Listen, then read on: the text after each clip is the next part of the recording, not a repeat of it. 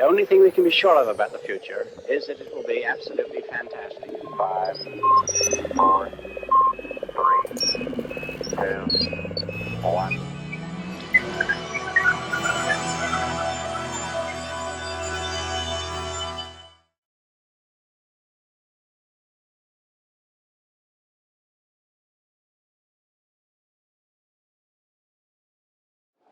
Welcome to the Global Policy and Strategy. Tonight we are celebrating an experiment, which is an appropriate way of framing a joint venture between this school and the Arthur C. Clarke Center for Human Imagination. It's a teaming together to try to re-envision the future and think about how to act upon the scenarios about the future. So this has been a year-long collaboration involving a group of graduate students who took on the challenge of envisioning what San Diego would look like in 2049, and then not just imagining it, but by thinking about the causal dynamics in the path that would lead to that imagined future for San Diego, start to identify some of the points where you could shift those outcomes and have some control over those future scenarios. This program came about as a result of a celebration here at GPS of our 30th anniversary this year. And as we celebrated the past and the present, we thought, where are the questions that we wanted to not just explore in the future, but new ways of training and enabling our students to be leaders in that future. And I want to give special thanks to Professor John Ahlquist from our faculty for really coming up with the idea of this program. John is envisioning in his own work the future of labor markets around the world, and he brought some of those same skills to bear here. It would not have worked without the Arthur C. Clarke Center's brilliant implementation of the idea, with their skilled cadre of world and scenario builders. And together, we have married the skills, if you would, of science fiction and imagination and design on one hand, and the skills of a school of policy in economic, political, and environmental policy analysis. And out of those efforts came a way of exploring the future that was more than giving a class assignment. We set up a competition. And tonight you're going to hear from the three teams that have worked together for a year in order to build these futures and explore them.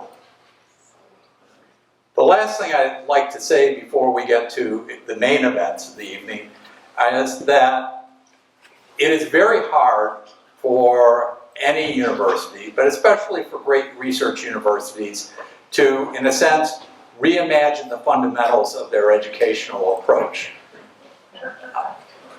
We're ingrained in our expertise and our achievements.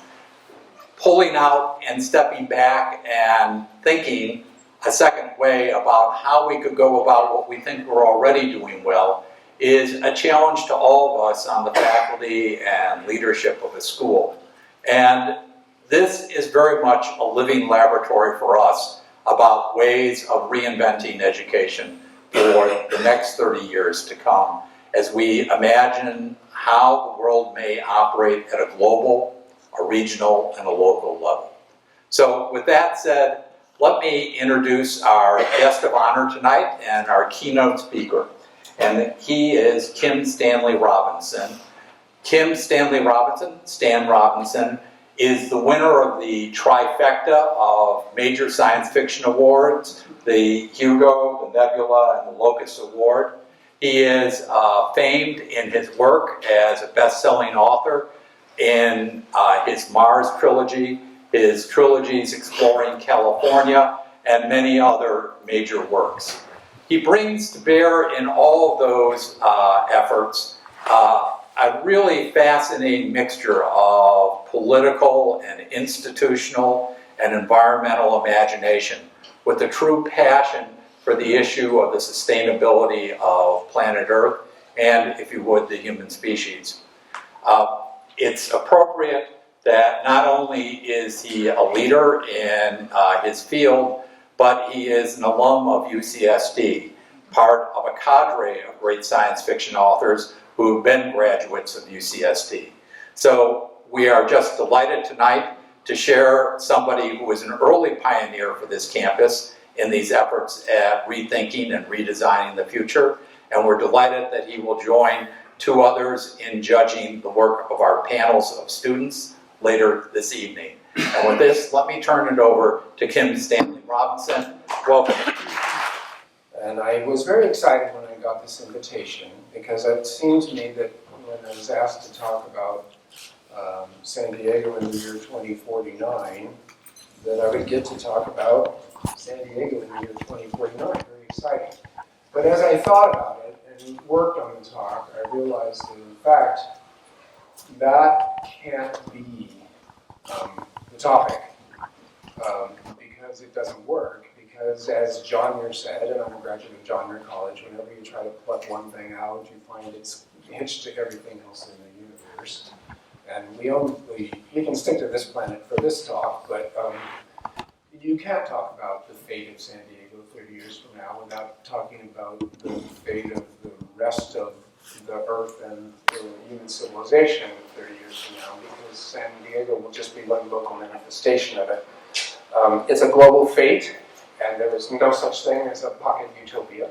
So even if you postulated some highly implausible independent San Diego doing all great things in contradistinction to the rest of the world, it would still be overwhelmed by the global problems outside its borders. So I have to, alas, make this talk also, again, about climate change and the global situation that we're in now. And since that's what I often talk about, it made me groan, and it probably makes you groan, to realize that this has to be talked about. And I will try to bring it around to San Diego at the end as a kind of an example of what's going on. And it's also true that nobody can predict what's going to happen 30 years from now.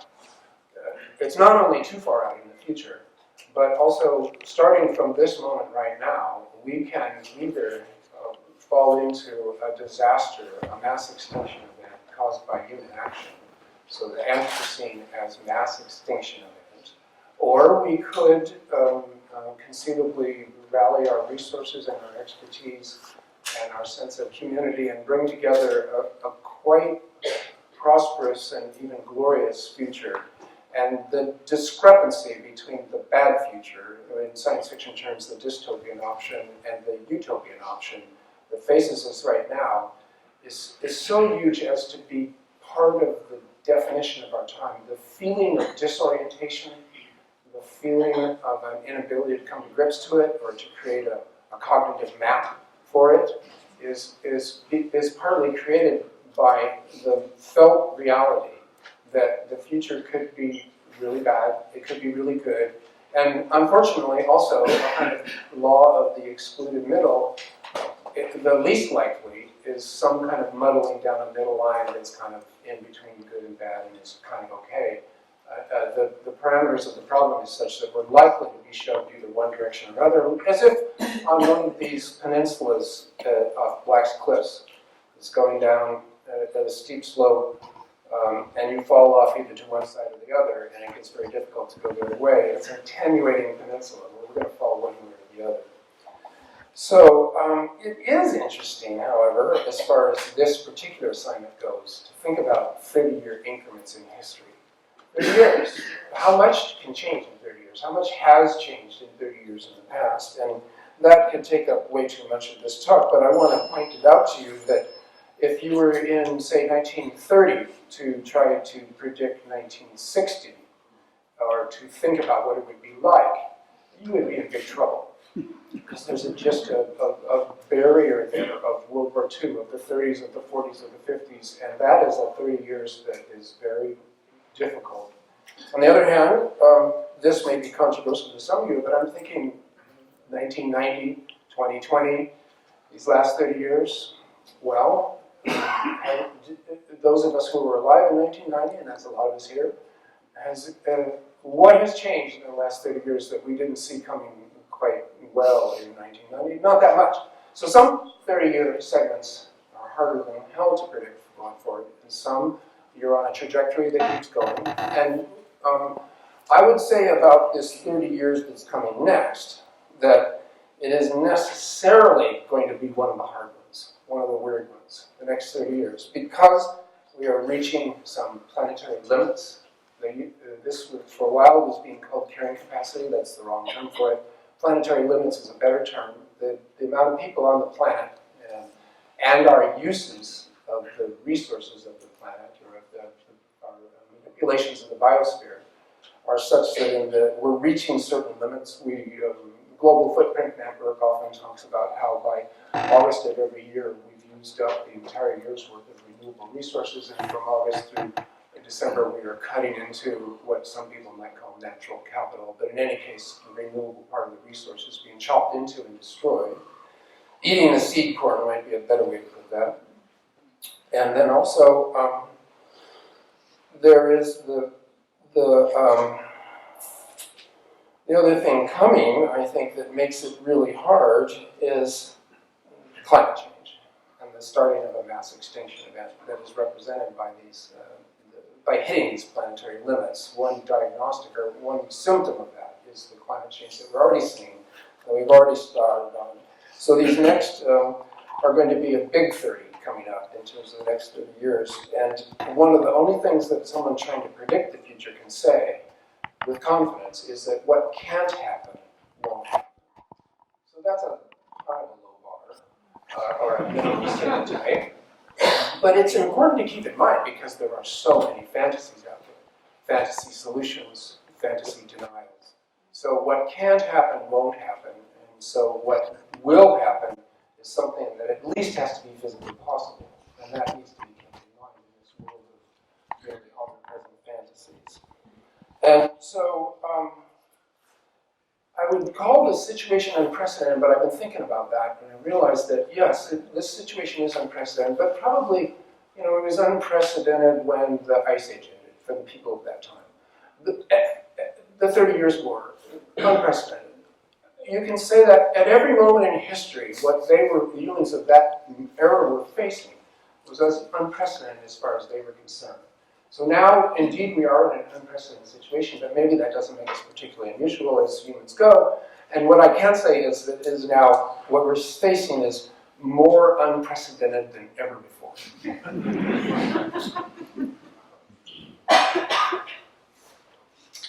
I want to set the scene for the nature of the battle that we're going to be in this next 30 years. The IPCC and other groups have said that we can burn about 500 gigatons more carbon into the atmosphere before we hit the 2-degree global average limit that is declared to be the max that we would want before it gets really dangerous. Add to that the knowledge that we have already identified about 2,500 gigatons of fossil carbon that's in the ground already. And that 2,500 gigatons that has already been identified is owned by companies and it's claimed by nation states. So companies involved have it on their books as assets already, and the nation states in which the limits are there claim these as national resources that are part of the national strength of their countries. So the United States, very much so, Russia, Brazil, Venezuela, Saudi Arabia, Australia, China. These are the big fossil carbon countries. There are some others, Canada. And they all consider their fossil carbon to be a national asset, and there will be a race to burn their portion of the 500 gigatons that is allowable before anyone else does for their own national gain in a zero-sum system. Also, I made a calculation of the value, the monetary value of the 2,000 gigatons of fossil carbon that would need to stay in the ground if we were not to change the planet. And I got a figure that may be off by a magnitude or so, so I need the help of more mathematically unchallenged people than me. But I got a figure of $160 trillion. It's entirely hypothetical. Because the value of fossil carbon itself will either go up as it gets more whatever, or it'll go down as it becomes a sort of stranded asset. So it's just a way to make you realize how much money people think they can make out of the fossil carbon that we have left to burn that are on these books. And every single owner of these fossil carbon assets is thinking, I'll get my trillion. That's not that much in the larger scheme of things. I'll get my trillion, and then I will indeed give up the rest of it to everybody else. So this is the nature of the problem that we're in. There will be very good-meaning, well-educated, kind, and generous people who will be doing their damnedest to burn the fossil carbon that's in the ground right now for the sake of their company or their country. And that's just the way it is. The CEOs will have a fiduciary responsibility to their shareholders. The politicians will have a political responsibility to their citizens. And there is no sheriff. We're on a planet that is a nation-state system where there is no international rule of law to enforce the very beautiful Paris Accords, in which we have agreed to try not to do this. But the mechanism for doing that isn't there.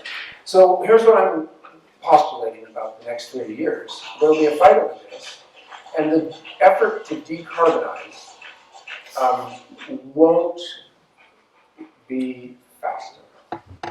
Now, this is an unusually pessimistic statement for Kim Stanley Robinson persona to say. I am generally regarded as the most optimistic science fiction writer, and everybody knows that optimism is kind of code for slightly obtuse, and certainly unwarranted in their optimism, probably biochemical and not very well reasoned.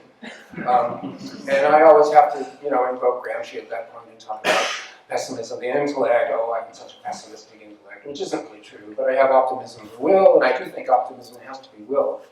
But even in that mindset, I can see very clearly signs that we will not decarbonize as fast as we ought. So that's going to bring me to a brief discussion. Well, it won't be so brief, because it relates to San Diego, to some of the geoengineering that is likely to get started in the next 30 years.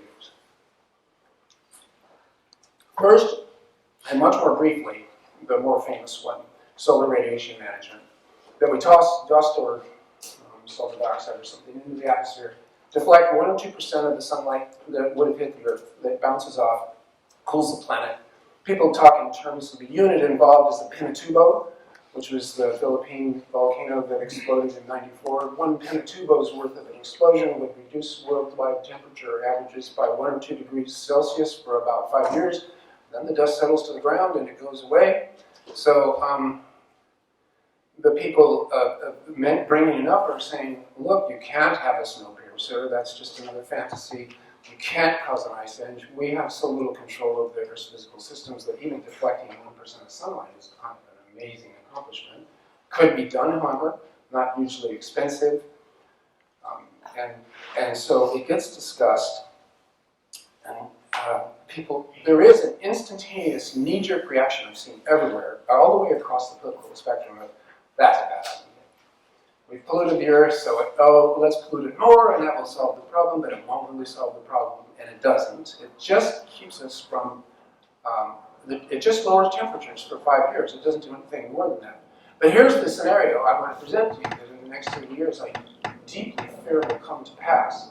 If you get even a slightly higher average temperature, you get more extreme extremes, because there's more energy in the system.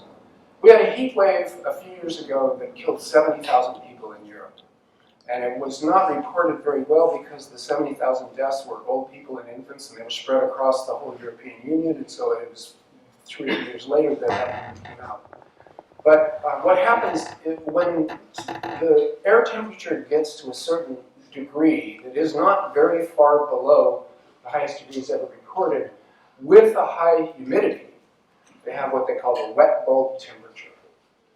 So it's an index that is a combination of heat and humidity. The way that you have a wind chill factor for cold and wind, you have a wet bulb temperature for heat plus humidity. And all humans, it's one of these cliches that I get so tired of certain of my relatives saying. It's not the heat, it's the humidity. But in fact, it's both together. And we all know this.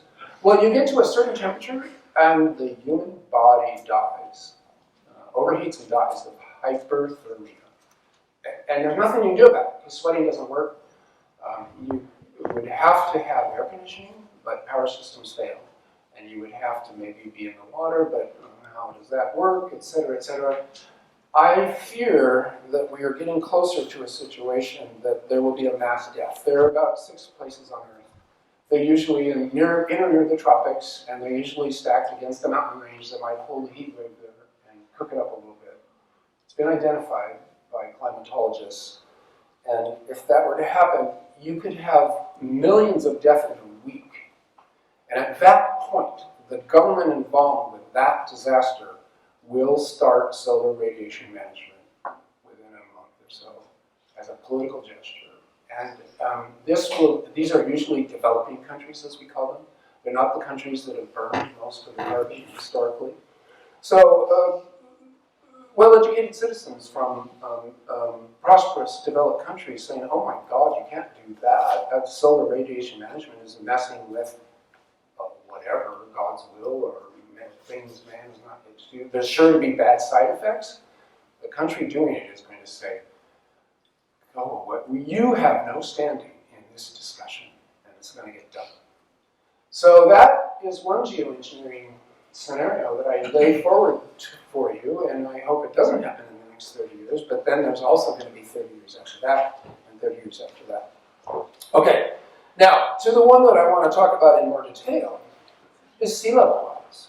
Sea level rise is more and more on the radar. I mean, I wrote a novel about it myself recently, but everybody's getting more aware because everybody's predictions from the scientific community about how fast the Antarctic and Greenland ice masses are melting have been underestimating how fast that ice is getting into the ocean. And so what seemed to be, the IPCC said by the year 2100, sea level is likely to have risen by maybe a meter. This was controversial. Some people said, well, it might be twice as much. But nobody went further than that. And yet, all of the predictions for how fast it's been going have been way under it. Right now, sea level rises about 3 millimeters per year. It's not very much. It means that over the 30 years from now and then, we're going to have a sea level rise of about 1/5 of a centimeter. Not too frightening or cause for concern. But if it doubles, it's non-linear, and it's stacked ice in Antarctica and Greenland. It's sliding into the sea and then melting. So in other words, it doesn't have to melt in place, it doesn't have to turn from ice to water. It only has to slide into the sea, and then the melting happens at great speed. And James Hansen led a paper, 18 co-authors, I think, or 16 co-authors, in 2016 published saying that with a 1 degree centigrade Celsius average global temperature rise during the Eemian period, sea level rose 10 meters in 100 years. That result is controversial. It's very hard to tell where sea level was 128,000 years ago, as the Earth itself has a lithostatic rebound, blah, blah, blah. However, it was 18 scientists who gathered together to make the case that was like a work of art, a giant set of inferences, and it was like when you used to statues out of pickup sticks. And so it was a rickety case that they made, but on the other hand, it was a case that got peer-reviewed and published. And so Hansen and his team asked, how could that have happened? Well, there's stacked ice in Antarctica that is being held in place by what they beautifully call the buttress of the buttress. Essentially, the ice is resting by its own weight on a ridge or underwater in Antarctica. If the ocean warms up to a certain extent, vast tracts of East Antarctica drain into the sea really fast. And that's their explanation for how they got 10 meters in 100 years. And Hansen pointed out that even if you double the speed of melting even every 10 years, it's that famous story about the rate of doubling with the Sultan whose vizier told him to have 1 grain of rice on the first square and 2 grains of rice on the second square. And oh my God, it was more rice than the whole kingdom had by the time he got to the end of the board. The non-linear speed with which sea level can rise in this coming century and beyond is astonishing to consider. So, the San Diego beaches, on which I've spent many of my days in my youth that all of us love, that are really the signature landscape feature of San Diego as such, they'll be gone with even a 1 meter sea level rise. In fact, the beaches of San Diego will be in deep, deep trouble if there's even a 5 centimeter rise in average sea level. And I want to remind you that when Europeans got to San Diego, that the beach at Del Mar was so wide that they used to run car races out there. Barney Oldfield drove 120 miles an hour in an oval on Del Mar Beach. It was 400 yards out to the ocean from the cliffs. And that was true up and down the San Diego coast. And it's human beings and human activity that has taken the sand, the influx of sand out of there. And we've got the skinny beaches that we got now. They're barely left, and they're a slight sea level rise, and they'll be gone. So one question for San Diego 2049. Do we get to imagine beaches on beaches? I would hope so, but let's go on a little bit to talk about that. It's not just, of course, San Diego beaches. It's all the beaches everywhere in the world. And it's also all of the seaports, incredible amount of infrastructure, and the coral reefs that would be in trouble. And the question becomes, well, let me get one more idea about the mechanism. The glaciers are sliding into the sea about 10 times faster than they were when we first started measuring. The big glaciers of Antarctica, the big glaciers of the Reef, about 10 times faster. You can just take that as an easy rubric for thinking about it. The exact figures are different for every single glacier, depending on the ground underneath it. And that is part of my story here. What I began to wonder, this is long ago, is could we pump the melted seawater back up onto the eastern Antarctic ice cap and let it freeze up there? We got pumps. We got pumping mechanisms. The oil industry, ironically enough, is the great source of pumping technology on this planet. It would be funny to put them to work instead of pumping oil out of the ground to pump water back into Antarctica. I presented it in a science fiction novel. But I sometimes am a little premature and a little undercooked. What I found, the Potsdam Institute in Germany did a study of this very question. Years after I wrote it up in Green Earth, but I don't think they read my book. It's just an obvious question once we've got the situation described. And they decided that, yes, it could be done. It would take 10 million windmills to power it, because you need wind power. You can't burn oil or coal. Complicated. So 10 million windmills and 7% of all of the electricity that humanity now produces. And so that was one way of them saying, this is a fantasy. It's not going to happen. I did, at the moment that I saw the report, I said, well, 1.5% of all the electricity that humanity creates right now is being devoted to the creation of Bitcoin. So in other words, for about 10 times the cost of a stupid speculative bubble, you could save the sea levels of the Earth. It's cheap at the price. Why wouldn't it happen? But then a glaciologist who I trust said to me, Stan, the ocean is big. I said, okay, the ocean's big, whatever. He says, no, 1 millimeter sea level rise represents 360 cubic kilometers of water. Okay, but we have 1 millimeter sea level rise, nobody cares. He said, when they will care is maybe 1 centimeter of sea level rise per year. People will notice, people will care, but that, of course, is 3,600 cubic kilometers of water. I said, you gotta be kidding me. He says, no, the ocean is big, I told you that. Now, humanity cannot conceive of the size of the ocean. It's not something that the imagination is good at. And so if you get to that 1 meter sea level rise, which our beaches would be gone, but you can imagine humanity coping with it, to get rid of that would be 360,000 cubic kilometers. Well, we don't pump that much water. We do pump a lot of water, but not that much. So this glaciologist said, so I have to point out, pumping water onto the East Antarctic ice cap, or even into the dry playas of Asia, North America, Australia, these are fantasies. Compensatory fantasies on my part, and I presume everybody's, because they won't really work. We don't have the capacity to do it. That's true of many geoengineering ideas. They're fantasies. They contain crevasses in them. This is an Antarctic analogy because I'm going to get to Antarctica. There are sometimes crevasses you can't see, or they're covered with snow or whatever, and you're thinking, oh, this is working fine, and boom, you fall into the crevasse of the fantasy because it won't work. But this glaciologist had an idea that I'm going to share with you because it will form probably the plot of my next novel because I find it so interesting. Those glaciers moving 10 times faster, he says, you drill through the ice. This is very conventional technology. They do it all the time. Drill through the ice to the bottom, pump the water out from the bottom of the glacier, which is serving as the lubricant that is making it go 10 times faster. And then the glacier bottoms out on the rock again and slows back down to the speed that it was before. Wow, kind of interesting. How much water would you have to pump? Well, he says to me, there's 60 cubic kilometers of water down there, but half of it is from geothermal heating and half of it is from the friction of the sliding itself.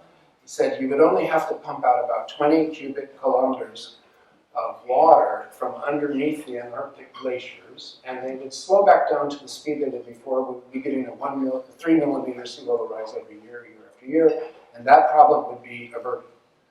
Well, this is geoengineering, and whether it is possible or not, we won't be able to tell except by experimentation. It would have to be a project. People would have to try it first, and then they would have to throw a lot into it. They would have to throw into it oil company technology, which again I find funny. And then also, maybe the US Navy would have to support this, or the navies of the world. Consider that the United States Navy, which is actually quite a great institution as American institutions go, particularly military institutions. I'm a fan of the US Navy. They could do a lot of great work, and maybe we'll be doing more, is now rendered entirely, not entirely, because submarines are still dangerous, but the surface Navy is rendered useless as a weapon of war because now there are hypersonic missiles that go 6,000 miles an hour. They can't be stopped. They can be aimed. 6,000 miles an hour is roughly 10 times faster than, they're called hypersonic for a good reason, and the Russians have just both invented them and are probably willing to sell them to people that the Russians like. In other words, ships at sea, from aircraft carriers right down to your 10-foot rowboat, are all susceptible to being destroyed from the air, and there doesn't even have to be a bomb involved. It could just be a rod of iron going 6,000 miles an hour, and it doesn't have to be particularly explosive. So navies are somewhat rendered transportation systems for doing good deeds. Like the Swiss Army has done nothing for 200 or 300 years except save Swiss citizens from landslides and floods. It's like our National Guard or like our rescue service or like Hellfire. That's the Swiss Army. Many of the militaries of the world are going to need to shift their potential war against others, against other nation states, to the attempt to survive this mass extinction event. So if navies are taking oil tech down to Antarctica, if the space effort is being put into that particular orbit that is polar, because the Russians invented for their own purposes to power Antarctican pumps during the winter when there won't be sunlight, then you have a potential.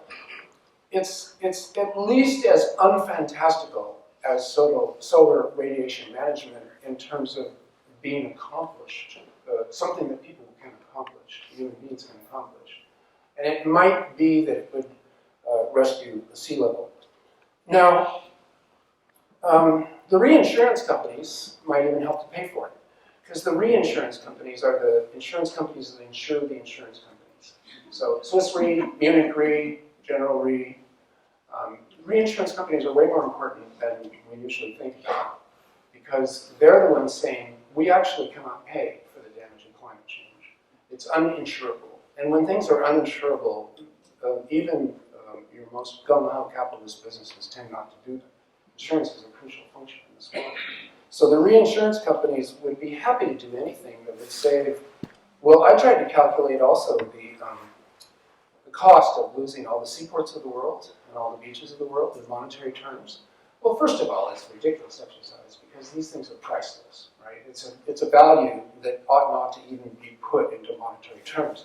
But if you were to try, and like in human hours of work, or it comes into the quadrillions, to the many quadrillions of dollars. Essentially, the last 200 years of human civilization at the coastline around and trade as well. So it might be worth paying for. So how are we going to finance this? How are we going to finance any of the good things that could be done to get ourselves into a proper relationship to the biosphere where we're not damaging it? When the ordinary workings of capitalism will go for the immediate profit, a short-term profit. If there was 7% to be made between destroying a swamp or a wetlands and 6% profit to be made in restoring it and saving it, capital, money, the sloshing, free-floating money of this world would go for the 7% return. We've given ourselves over to a mindless and immoral system that's not making judgments on anything except for that, by way of an analogy that says that the more profitable something is, the better it is for humans. It's manifestly untrue, but it's the way the world works right now. It's even the law of the land, you might say. So how are we going to get out of that?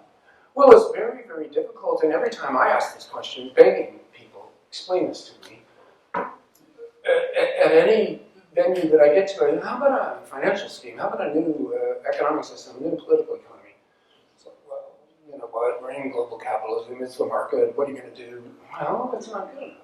This is really what the work of institutions like this one should be making, is the political economy of survivability, because it's not what we're in now, and it needs to change. And then we also have to have the method by which we get from where we are now to that changed system. These are two deadly difficult problems, as far as I can tell. And as an amateur from the outside, I get interested in papers that suggest that, for instance, like Bitcoin is a carbon burner and is a disaster. But what if there was a coin that was only created by doing something of ecological value rather than ecological destruction, and then you've got your carbon coin, people are calling it? Well, that would be great, but there is a problem here. First, you'd have to ascertain whether or not the carbon was actually saved, so you would need accurate measurement and accounting that everybody trusted. Secondly, really. They're just a game. They're a speculative bubble. There's too much money out there. There's not enough interesting things to invest in. So people invest in anything. This is a kind of a California thing right now. I've got an extra few million, and maybe this particular cryptocurrency will turn into a unicorn. Holy moly, I'll throw some money into it. You can run an ICO and you can make $25 million for the most ridiculous cryptocurrency, but nobody's ever going to use it. It's simply tulips. What if the central banks of this world, real power source, fiat currency, sovereign money, money backed by the state, and that people trust, because once you get into theories of money, I'm sorry to drop into such metaphysics, but nobody knows why money works. You have to get into a complete theory of society and human nature to explain money, trust, value. These are all deeper mysteries than I can plumb, especially since I only have a couple minutes here. But the central banks are the guarantor that money is money and that you can trust it. And the biggest residual sign of U.S. imperial hegemony on this earth is the U.S. dollar. Everybody has to use it to trade for oil. Saudi Arabians believe in the U.S. dollar because we have them bought. The U.S. dollar, even the Chinese have 2 trillion of our treasury bonds because they too believe in the U.S. dollar. It's the ultimate benchmark.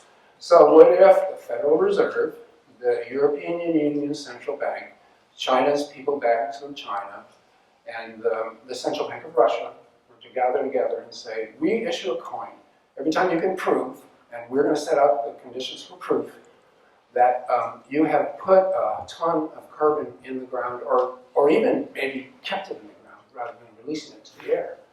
We give you 1 carbon coin. And then speculators, this is the way capitalism works in financial capital, they will immediately attack that currency and see if they can drive it down and then trade on it. This is what happened to Singapore and the Malaysian crisis.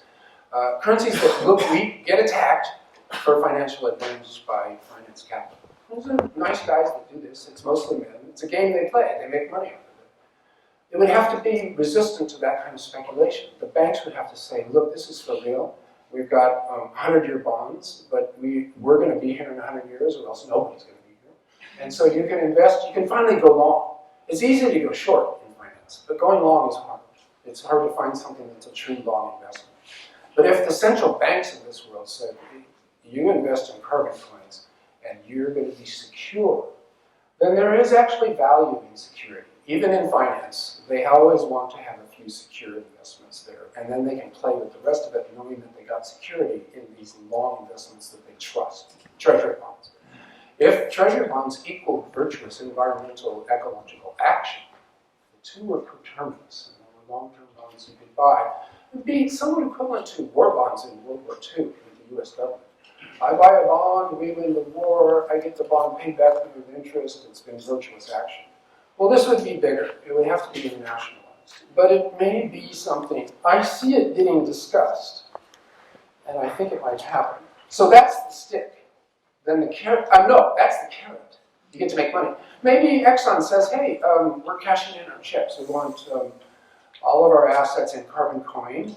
We'll spend them, they're tradable with US dollars, and then we won't burn any of our carbon. You say, you know what you say to that? You say, yay, good, we pay you, good, go do something good. So the push towards virtuous action, there's a carrot there, but also a stick, which is simply taxing. Taxes aren't always taxes. In the case of carbon, they're paying the true cost. So when you say, oh, let's tax carbon, oh, they're taking the government, taking an extra thing that I made myself, blah, blah, blah, the anti-tax line. How about just calling it paying the true cost? Carbon costs that much, we don't pay it. So if you pay the true cost, as administered as a kind of equivalent of a carbon tax. I think the Prime Minister of Canada got in huge trouble. He wanted to say carbon price, Canada was debating it, and in one slip of the tongue he said carbon tax. The whole Parliament erupted in laughter, and he was suddenly persona non grata for mentioning the tax. So maybe we need a different word for it. But let's call it a carbon tax right now, that you simply tax it to get up to its true value. And it was the president of the World Bank who said, we need to put a price on carbon. But the market system has failed us. It's a market failure, and what I am suggesting, it isn't just that there are market failures, it is that the market is a failure. And that's the most frightening thing I'm going to say to you today, because we live in that market system, and yet it's a failure in terms of getting into a good relationship to the biosphere. So, finance, please save me, economists, political economists. We all need it. So, very quickly, and I even do have time, I'm not over time yet. With not so quickly, let's go back to San Diego. Say things go right. Say we have stabilized sea level. And actually in 2049, that's not going to be as much of an issue, but say everything goes right. What's San Diego going to look like? Well, let's talk about transport. We got these incredible freeways and roads. The freeways are some of the widest freeways I've ever seen in my life. They're 5 lanes, 805, et cetera, et cetera. We all know our freeway system. One of the lanes should be for bicycles and scooters and the skateboards that are powered by Zoom on campus. I love those. Human-powered stuff, or even mildly boosted. One of the lanes should be or 2 of the lanes for light rail, or like the Chinese have buses that are essentially subways, dedicated lanes that are treated as if they were subway track, and if they're on the surface, so you don't have to dig the tunnel. Very clever, bus lanes. And then, or light rail lanes, like the light rail that's coming up into campus. And then electric cars, like golf carts or Lamborghinis, whatever. If they're electric, it won't matter as much. If it's expensive enough, people won't do it except when they really need to, and then that would be transport. And then, more controversial, deep suburbanizing, densifying our population, getting ourselves into covering less land. Despite Balboa Park, San Diego actually has some of the least amount of parklands in all of the American urban areas, which I find a little shocking. They don't count the beaches, and everybody in San Diego, of course, uses the beaches as their parks, but the actual parks. San Diego is saved by its lagoon systems. So it's Bluff Lagoon, Bluff Lagoon. And the lagoons you can't actually build, or they would have, out of the little lagoons. So taking back suburbs and actually knocking them down, paying people, putting bigger and bigger habitat corridors into San Diego County, where the wildlife can come back. The wildlife that was here before Europeans arrived. A beautiful development, and important, of course, biologically for survival, but also a very beautiful thing to see and to experience and to live with. So there will be habitat corridors, wildlife zones, biodiversity, and the beaches and still be here for us to play. So that is a brief snapshot of San Diego done right.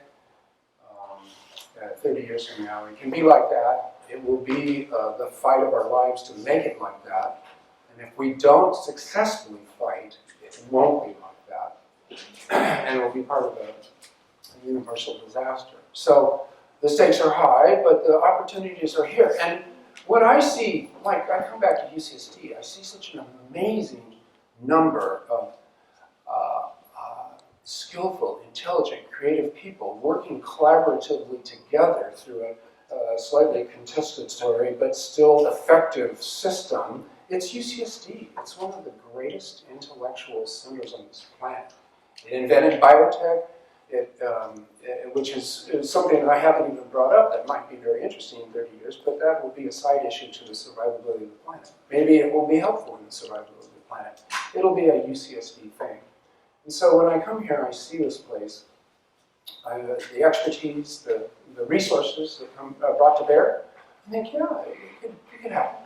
And right now, California is in a good moment to actually lead the way on that. San Diego is just one unit in a state that is the 7th or 5th biggest economy on this planet, and yet it has the political will to do the right things for the survivability of the whole civilization. So as a model, a precursor and a model and a driver, a pusher, California is crucial, and one of the 2 or 3 most important intellectual centers in all of California is right here. So it's very thrilling to be here, to be back, to see what's possible. And I think San Diego 2049 is just one small image of a greater success that is within reach for us. So, thank you.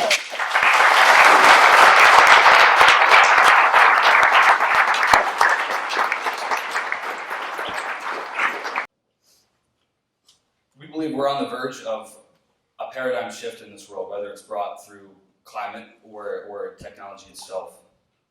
And there's potential for both great innovation, but also extremely complex, difficult challenges. We think now is the time to be proactive and to critically design new policies. And we think that technologies exist today that we can utilize to help us entirely reorganize actually how we conduct governance and sort of re-optimize more adaptable governance systems in order for us to be able to sustainably face these unforeseeable challenges that lie ahead. So that is the inspiration behind the Intelligent Governance Network. I'll hand it off to Courtney now. Thank you. So surely a computer intelligence contesting the presidential election in 2048 could be a great backdrop for a dystopian science fiction novel. However, we don't view this scenario in that way. We set out early on in our world-building process to use futurism as a tool to bring people to a frame of reference that allows them to consider something from a new perspective on what is actually possible. So we today ask our audience and fellow citizens to think critically about where the junction of technology, labor, and democracy lies in the future. We've presented one possible scenario, not necessarily as a predictor of what is to come, but more as a starting point in which to self-examine ourselves and our society. We seek to engage. Our world-building future scenario is in many ways a commentary on where we are now and what we should already be thinking about as we move into the future. Technology will provide us with the potential to create a lot of positivity if we have the forethought to create representative governance systems along with it. That's my little spiel. I just wanted to, as you're seeing, pull attention to this website. Hold on one second, Nate. So I just want to let you know, this is the platform that we developed for all the research we did, all the ideas that we collaborated on over the last 6 months. We have a wealth of information up there, a lot of actual interviews with faculty on UCSD's campus, and we encourage you all to go onto our website and take a deeper dive to see what were the ideas that were foundational to how we arrived at this hopefully provocative idea. So we didn't just dream of it one night, it actually took a ton of effort to get to there. So our website is intelgov.net for intelligent governance network, so intelgov.net. And for us, this is a project that's just beginning. We don't see this presentation as the end. We see it as the beginning of a very provocative way that we hope to engage in hopefully changing our future. So we ask that you check out our website. We'll be constantly updating it and giving more content to it now. We had to make a decision about what was the best way to bring all of our collective thoughts and ideas together in one streamlined kind of form. And so we decided to use a digital storytelling platform called Twine, which is also on the postcards you might have received. There's a link and it'll take you to that website that it's hosted on. And so Twine is where we created a choose your own adventure story game. And the best part about using Twine is that we have the ability to develop our own ideas and stories and come together to find interesting connections and narrative threads to complicate some of our scenarios and characters to build the world we imagine in 2049. Our collective interests pose the question of what does the future of virtual reality look like, specifically in San Diego, which is a hub of both tourism and technological innovation. Some of the issues we address in our game deal with the possibility of even more stringent immigration policies along the US-Mexico border, extreme surveillance and militarism, and new diasporic populations emerging from the very real threats of climate change. Excuse me. As you'll see from our demonstration in a second, some of these issues force our characters to become caretakers for wealthy US citizens that can afford to go under for long trips in these virtual worlds. Or they may become taxi drivers that virtually take you to destination spots you want to visit. We also grapple with perplexing questions about embodiment in these virtual worlds and how true human connection can be made in the real world, such as one of the stories called Date in the Seer, which is our futuristic version of SeaWorld. Our game also includes enclaves of resistance that exist in this world, such as the group Contra VR, a group of activists who are trying to make a more equitable world for everyone. We chose to title our game Fronteras to represent, on one side, the new frontiers that are being made for technological innovation and virtual reality, but at the same time, the borders, or fronteras, that work, or that must be crossed to have access for, I lost my place. The borders that must be sometimes crossed in order to have access, and these include physical and virtual borders. Ultimately, we ask how this barrier separates different groups, and who are the ones that benefit, and who are the ones who don't. So we'll leave many of these choices up to you as players, and we invite you to immerse yourself in Fronteras and take a journey to the San Diego we envision in 2049. What would San Diego 2049 look like if everything that you wanted to actually have happen was just going to happen? Things like just basic healthcare, or transportation, or food security, or just some simple issues about the border. And the premise was that a lot of policy is based on the stupidest reasons. And it's just so. And there are many days where I feel like I'm taking crazy pills. And I'm glad you're laughing, because there's a couple people who feel that way too. And so we wrote a story about just an everyday, ordinary nobody, like most of us, and what 2049 would be like just walking through regular, mundane stuff. Because I'm a pretty firm believer that like, yeah, like there's all these magnificent things and everybody loves a good drama, especially like romantic comedies or whatever, but like real life happens once the credits roll and it's like a Tuesday. Because most of our lives are boring Netflix Tuesdays. But that's what real life is. And that's where like you have the real intersection between like policy that you didn't vote on and your real life comes together. So we follow a young little girl, which allowed our writing to be like very pedantic, because everyone explains things, who goes to the doctor and who gets on a bus and who does all these things. And the reason that all these regular common sense policies are enacted is very stupid. It's because the government has given everybody a goose.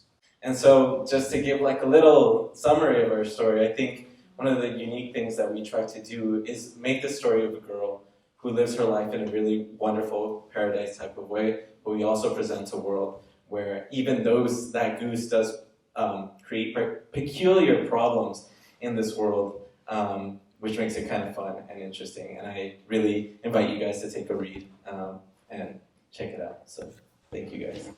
What I really appreciated in the AA party and in the personas as well, which is different than what I appreciated in the Goose Gander one, but they're slightly different, is that there was, instead of that, there was using the notion of world building as a way to interrogate possibilities, not present possibilities. And that's what was really fascinating to me. In the AI party, the kind of architecture of the thing, which you said it was about that your architecture of it, the pyramid, what you presented as your website, was how you arrived at your what if. I took it very differently. I took it as this is the way the what if in the future the AI was elected president, that you began to look at a whole bunch of different trajectories of things you would want to ask or talk about or debate. And that's really, really interesting to use this world building to actually create interrogations about some very, very difficult issues. I think these were both paradigm shifting that way. And I think it's because it's with a public policy school. So it isn't a fait accompli story or fait accompli world. It's like, how do we interrogate the different sides of the problem, which I thought was great. In the personas, the same thing too. What was really interesting to me in the personas is that often in world building, you start with personas to actually look at what the world might look like, but what you did is you said, let's take some assumptions, we've all got the same assumptions, now let's play out different people under different conditions, different places in society, and see how those assumptions react to it. It's very much culturally biased. I mean, biased in the sense of using cultural issues and not the kind of material, physical technology world building. So both of these I thought were fascinating that way. And the Goose and Gander story was delightful. I was especially taken by the part where you said, well, self-driving cars, they ended 10 years ago, right? That was just, it wasn't just that, you know, it's a bus, you said self-driving. And that's the whole point. A lot of things will not be here. Will we have iPhones in 5-10 years? I'm not sure.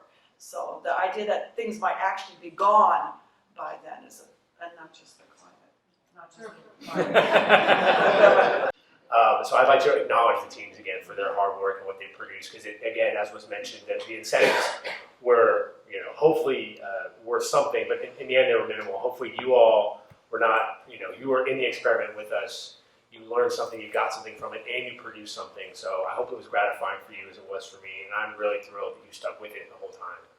In addition to getting to meet and hang out with people like Annalee Newitz, like Stanley Robinson, like Werner Minge, like Rose Emlith, like Ann, who've been able to come and give their time and effort throughout the year. So thanks, that's what I'd like to acknowledge. Thank you for that, it's been great for me. And so with that, we were really impressed with all of it, the diversity, both in the teams and in the production.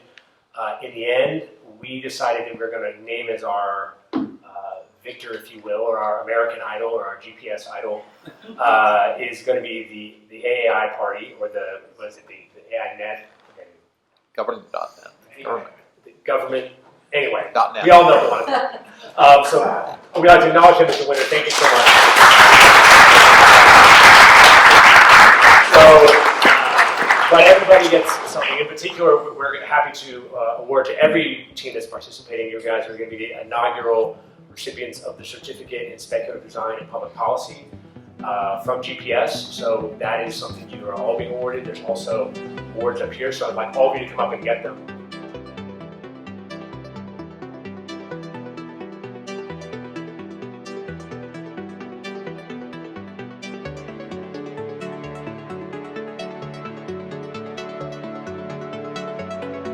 The only thing we can be sure of about the future is that it will be absolutely fantastic. 5, 4, 3, 2, 1.